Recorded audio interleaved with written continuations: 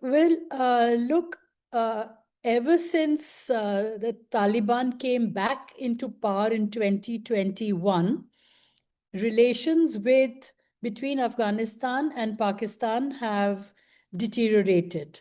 And this is a sign of that. Just a few days ago also, there was what we can now see is what is happening is a low intensity conflict on the border between Pakistan and Afghanistan. Now, this border is what we have to focus on because this is the Balochistan area, which is a long border with Pakistan, and the Khyber Pakhtunkhwa region, where there are these tribals, Pakistani tribals who live in this area, and they're quite dissatisfied with their own Pakistani government. That's one. Second, Pakistan, as you know, we all know, has a long history of supporting terrorist groups, fundamentalist groups, and they are the ones who developed the Taliban historically.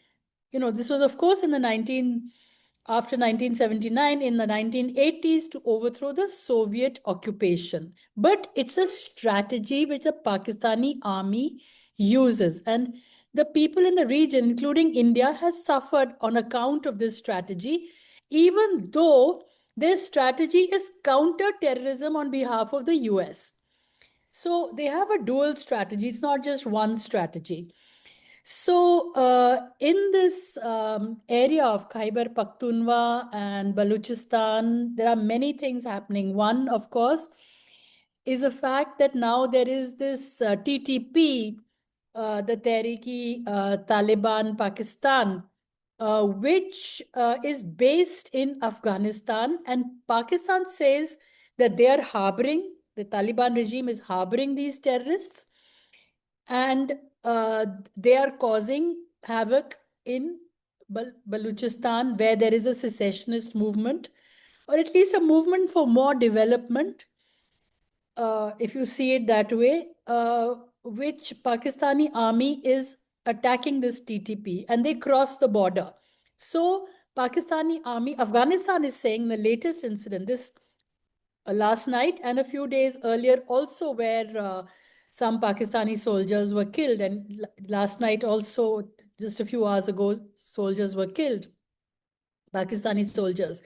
But Afghanistan is saying that Pakistan conducted air raids in their territory. Now, here also the border between Pakistan and Afghanistan, the Durand Line, is unclear, and it's not been properly demarcated. So they've always had a problem with that, except when they were supporting, you know, the Taliban regime in the 80s. But since Taliban is in power, this border is disputed. So, Afghanistan is saying they crossed this border and they fired, and therefore Afghanistan retaliated. So this now, just to connect the larger geopolitics of it, the fact is that this region is unstable, in which terrorism is being used as a strategy. Terrorist and illegal groups, whether they are narcotics, illegal trafficking, all are very live in this region. It's problematic, and this can keep recurring. Now, in the meantime, I think one should know that, Pakistan really needs to, I mean, it's not advice we can give. They have to see themselves. But even the latest World Bank report has shown that in the last 3 years, there has been no development in Pakistan. And in fact, poverty has increased from 30% below poverty line to 45% below poverty line, according to the new definition of the World Bank. At the same time, they want to increase defense production. They're having defense alliance with the Saudis. They've had defense talks with the US. They've had a problem with India.